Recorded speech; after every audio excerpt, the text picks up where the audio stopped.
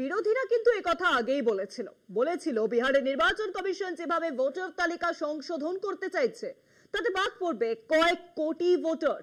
সেই কথাই সত্যি হতে চললো এবার। বিহারে ভোটার তালিকার স্পেশাল ইন্টেন্সিভ রিভিশনের পর বাতিল হয়েছে 52 লক্ষ নাম।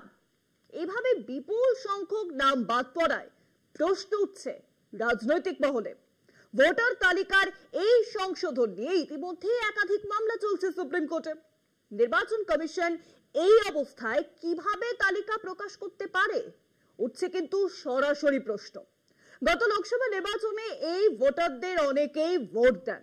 মুশকিল হচ্ছে বাদ পড়া এই সব ভোটাররা কিন্তু গত লোকসভা নির্বাচনে ভোট দিয়েছিল। বিরোধীরা বলছেন তাহলে কি ভুয়ো ভোট হয়েছিল বিহার লোকসভায়? সব মিলিয়ে সরগরম জাতীয় রাজনীতি। বিহারের বিধানসভা নির্বাচনের মুখে ভোটার তালিকার স্পেশাল ইন্টেন্সিভ রিভিশন বা এসআইআর এর ফলে বাদ গিয়েছে প্রায় 52 লক্ষ নাম। এর অর্থ বিহারের মোট ভোটারের 6.5% ছিল ভুয়ো। নির্বাচন কমিশনই এই পরিসংখ্যান দিয়েছে। কমিশন সূত্রের খবর, এই 52,30,000 ভোটারকে তাঁদের নির্দিষ্ট ঠিকানায় গিয়ে হয় তাদের খুঁজে পাওয়া যায়নি, নতুবা তারা মৃত। সেই কারণেই তাদের নাম ডিলিট করা হয়েছে। 22 জুন 2025 পর্যন্ত বিহারে মোট ভোটার 7.89 কোটি। ভোটার তালিকার এসআইআর এ মোট বাদ গিয়েছে 52.30 লাখ ভোটার। ভোটার মৃত হিসেবে চিহ্নিত 18.66 লাখ ভোটার। স্থায়ীভাবে অন্যত্র চলে গেছেন 26.01 লাখ ভোটার। নাম একাধিকবার তালিকাভুক্ত 7.5 লাখ ভোটারের। খুঁজে পাওয়া যায়নি 11,000-এরও বেশি ভোটারকে। বিপুল সংখ্যক নাম বাদ পড়ায় রাজনৈতিক মহলে জোরালো প্রশ্ন উঠেছে। এই ভোটার তালিকাতেই 2024 সালে লোকসভা নির্বাচন হয়েছে।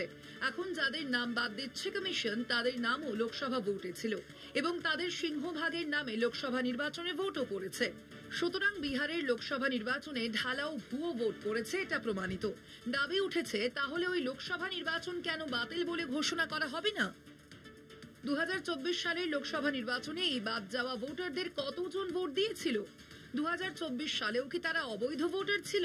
এই ভোটারদের কতজন বিজেপি এবং জেডিইউ কে ভোট দিয়েছিলেন? যদি তাদের ভোট তখন অবৈধ হয় তাহলে কি নির্বাচনের ফলের উপর প্রভাব ফেলবে না? যদি সত্য হয় তাহলে তাদের জায়গায় কে ভোট দিয়েছে? বিধানসভা নির্বাচনের মুখে ভোটার তালিকার বিশেষ নিবিড় সমীক্ষা বা স্পেশাল ইন্টেন্সিভ রিভিশন বা এসআইআর করতে গিয়ে ইতিমধ্যেই বিতর্কে জড়িয়েছে নির্বাচন কমিশন।